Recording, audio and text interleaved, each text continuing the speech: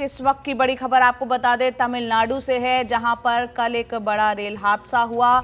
दो ट्रेनों की आपस में टक्कर हो गई। मालगाड़ी से जो है मैसूर दरभंगा एक्सप्रेस जो है एक पैसेंजर ट्रेन, वो जाकर टकरा गई। इस हादसे में कुछ लोग घायल भी हुए। 19 लोग जो है इस वक्त अस्पताल में भर्ती हैं। चेन्नई के अस्पताल में भर्ती घायलों में 4 की हालत गंभीर बताई जा रही है। आपको बता दें, ये कल रात की आप तस्वीरें देख रहे हैं घटनास्थल की। 2 बोगियां हैं, उसमें आग भी लग गई थी और रात 8:30 बजे कवराईपेट्टई रेलवे स्टेशन के पास ये घटना घटी, ये हादसा हुआ। मैसूर से दरभंगा आ रही ट्रेन जो है वो दुर्घटनाग्रस्त हो गई। रात के अंधेरे में आप समझ सकते हैं कि इस तरह से राहत और बचाव के कार्य में भी दिक्कतें पेश आई होंगी। 12 बोगियां एक्सप्रेस की जो है मैसूर दरभंगा एक्सप्रेस, उसकी 12 बोगियां बेपटरी हो गई, यानी पटरी से उतर गई। और हम जानते हैं त्योहार का इस वक्त मौसम है और ऐसे में जो ट्रेन जो है उसमें बड़ी संख्या में यात्री पैसेंजर्स जो है वो सवार थे।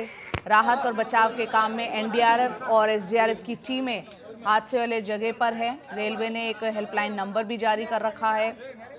अस्पताल जाकर घायलों से तमिलनाडु के डिप्टी सीएम उदयनिधि स्टालिन जो है मिलकर आए हैं। हादसे के बाद से जो रूट है वो अब बहाल करने की कोशिशें जारी हैं। रेल रूट बाधित होने से कई ट्रेनों के रूट भी बदले गए।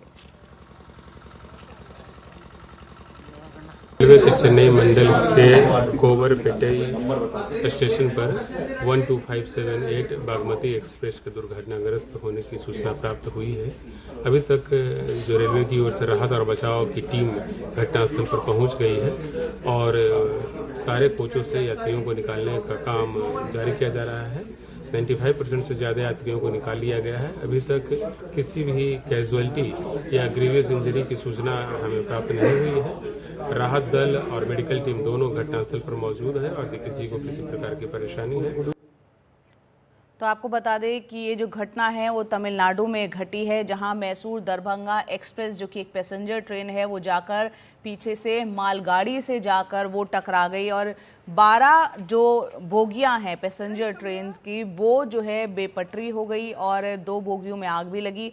और हेल्पलाइन नंबर जो जारी किए गए हैं रेलवे की तरफ से वो भी आपको बता दें। और जो तस्वीरें इस वक्त आप देख रहे हैं सुबह की ये तस्वीरें हैं, आप देखिए किस तरह से अभी ये जो रेलवे रूट है पूरा, यहाँ पर पटरियों पर बोगियां जो है बेपटरी होती हुई साफ तौर पर दिख रही हैं। और हेल्पलाइन नंबर हम आपको बता देते हैं, चेन्नई कंट्रोल रूम का जो नंबर है 044-253-30952।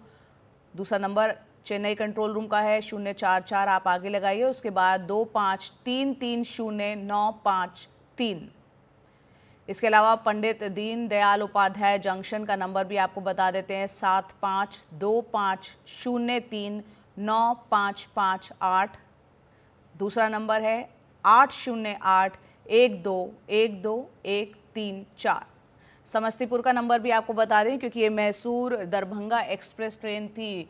और समस्तीपुर का जो नंबर है हेल्पलाइन नंबर वो है 06274-232-131। दूसरा नंबर 8102918840। दरभंगा का नंबर आपको बता देते हैं 06272-234-131। इसके अलावा एक और नंबर है वो है 8210335395। दानापुर का नंबर भी आपको बता रहे थे, टेलीविजन स्क्रीन पर भी आप वो नंबर्स देख सकते हैं, नोट डाउन कर सकते हैं। नंबर है दानापुर का 9031069105। दूसरा नंबर दानापुर का 9031021352। इसके अलावा बरौनी में अगर कोई हेल्प चाहते हैं, हेल्पलाइन नंबर वो भी हम इस वक्त आपको दिखा रहे हैं। नंबर है 82529-12043। तो रेलवे की तरफ से ये तमाम हेल्पलाइन नंबर जारी किए गए हैं। पल्लव मिश्रा हमारे सहयोगी फोन लाइन पर हमारे साथ जुड़ रहे हैं ज़्यादा अपडेट के साथ। पल्लव, बताएं ये हादसा किस तरह से हुआ, क्या नज़र आ रहा है? फिलहाल हम सुबह की तस्वीरें देख रहे हैं, अभी भी उस रूट पर वो बेपटरी हुए वे डिब्बों को हम देख सकते हैं। अभी क्या स्थिति है घटनास्थल की? देखिए जया, हादसा हुए करीब जो है 11 घंटे करीब का ऊपर का जो है समय हो चुका है। और अब जो हम तस्वीर आप देख रहे होंगे टीवी स्क्रीन पे कि जो है अब भी जो है जो ट्रैक है वहां से जो है जो पटरियां उसको हटाने की कोशिश की जा रही, क्योंकि इस घटना के बाद से ही जो पूरा जो रूट है अप और डाउन का पूरी तरीके से ये बाधित हो गया है।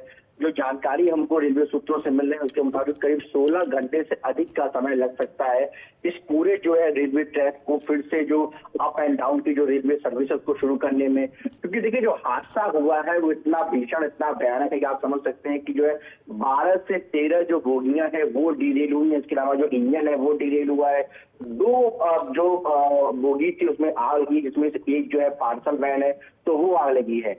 अहम चीज ये है कि ये जो हादसा दरअसल ये है जो जिसको लेकर बार बार यहाँ पे सवाल भी उठ रहा है कि मालगाड़ी जो थी वो लूप लाइन में खड़ी हुई थी और जो ये एक्सप्रेस ये जो पैसेंजर ट्रेन थी इसको जाने के लिए हरी झंडी दिखाई गई थी और ये अचानक से जो मेन लाइन होती है उसकी बजाय ये जो है लूप लाइन में आ गई जहाँ पे ये जो मालगाड़ी खड़ी थी। तो ये जो टक्कर जो हुई है दरअसल ये पीछे से हुई है, ये सामने से नहीं हुई है। और उसके बाद क्योंकि ये जो स्पीड थी पैसेंजर ट्रेन की वो थोड़ी कम थी, 75 किलोमीटर पर आवर की स्पीड से थी। तो जो अधिकतर नुकसान पहुंचा है वो पहुंचा है ट्रेन को पहुंचा है, जो है पैसेंजर ट्रेन है। हालांकि ये बताया जा रहा है कोई कैजुअलिटी नहीं हुई है, लेकिन 12 से 13 डिब्बे जो है डिरेल हुए उसमें जो अधिकतर डिब्बे हैं वो एसी कोचेस है। जो एसी के first class, second class, third class coaches है वो जो है डिरेल हुए हैं। और जो है अब जो है फिलहाल जो है मौके पर जो है पिछले कई घंटों से जो है राहत बचाव कार्य किया जा रहा है। एनडीआरएफ और एसडीआरएफ की टीम है, रेलवे के तमाम जो वरिष्ठ अधिकारी हैं वो वहां मौजूद है। डीएम से लेके डीआरएम और जो तमाम सीपीआर से जो तमाम अधिकारी होते हैं ऊपर से लेकर नीचे लेवल के जो तमाम अधिकारी वहां पे मौजूद है। जो राज्य के डिप्टी सीएम है उदयनिधि वो भी जो है घायलों से पहुंचे, क्योंकि करीब 19 जो है इंजर्ड बताया गया है, इसमें 4 जो लोग हैं वो गंभीर रूप से घायल हैं। रेलवे मंत्रालय भी लगातार पूरी घटना की मॉनिटरिंग कर रहा है।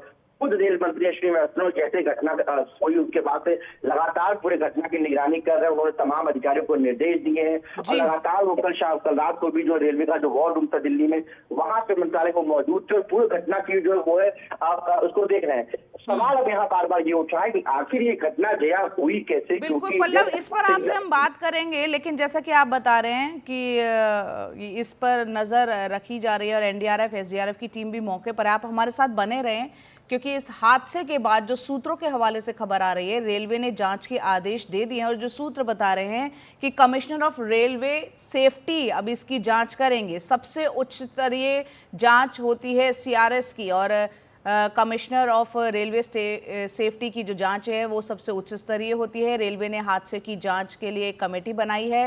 हादसे की जांच हर पहलू से की जाएगी। सीआरएस के साथ एनआईए से भी जांच कराने की बात सूत्रों के हवाले से निकल कर आ रही है। रेलवे को आशंका है कि कहीं जानबूझकर तो नहीं कराया गया ये हादसा। ट्रेन को हरी झंडी मिली थी जैसे कि बालासोर में हुआ था। ट्रेन लूप लाइन में गई, वहां पहले से ही मालगाड़ी मौजूद थी। पैसेंजर ट्रेन ने मालगाड़ी को पीछे से टक्कर मारी और ड्राइवर की यहाँ पर ये सतर्कता थी कि उनकी सतर्कता की वजह से ये बड़ा हादसा और बड़ा हो सकता था, जो कि टला है। पल्लव मिश्रा हमारे साथ हैं। पल्लव, यहाँ पर जिस तरह से रेलवे से जुड़ी घटनाएं हाल फिलहाल हम देख रहे हैं, यहाँ साजिश के एंगल से भी जांच करेगा रेलवे?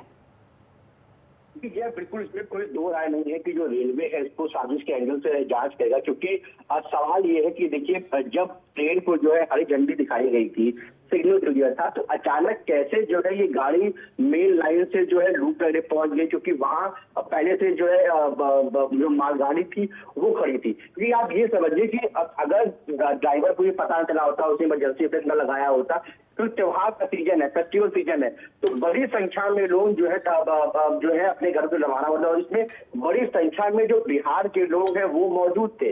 अब सवाल इसीलिए बार बार उठा कि जब सब कुछ चीजें ठीक थी तो अचानक कैसे ये जो है गाड़ी डाइवर्ट होकर जो है लूप लाइन में पहुंच गई। और इसीलिए जैसा आपने बताया है, जो रेलवे के हमारे सूत्र है वो बार बार इसको इशारा कर रहे हैं कि अगर कहीं ये जो घटना है जानबूझकर तो नहीं कराई गई थी, कुछ ऐसी ही तस्वीर हमने बालासोर के दौरान देखी थी।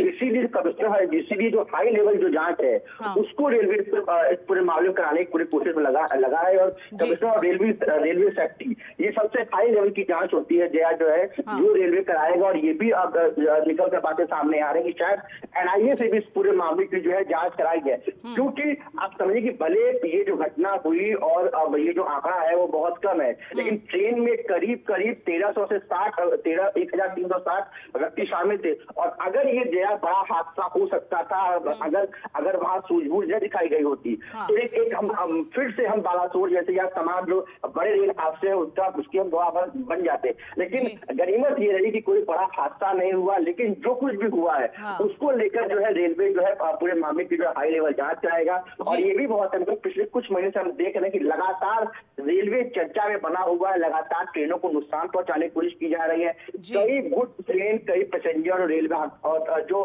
बड़ी ट्रेनें हैं, वंदे भारत जैसी ट्रेनें हैं, उसको भी नुकसान पहुंचाया गया है। कई बार ट्रेनों को बेपटरी करने की कोशिश की गई है। और आपको याद होगा कि इसी रूट पर कुछ दिन पहले भी इनको बेपटरी करने की कोशिश की गई थी, जब आपसे एक बड़ा सा लोहे का जो रॉड था उसको रख दिया गया था जो है पटरी पर। हालांकि कोई बड़ा हादसा नहीं हुआ था, गनीमत ये थी कि एक हादसा जो है टल गया।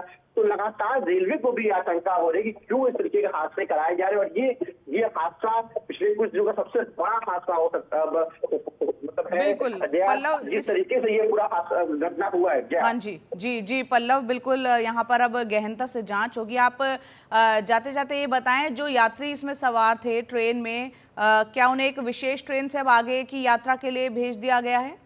और इस रूट पर जो आवागमन ट्रेनों का अभी क्या है, यातायात की स्थिति?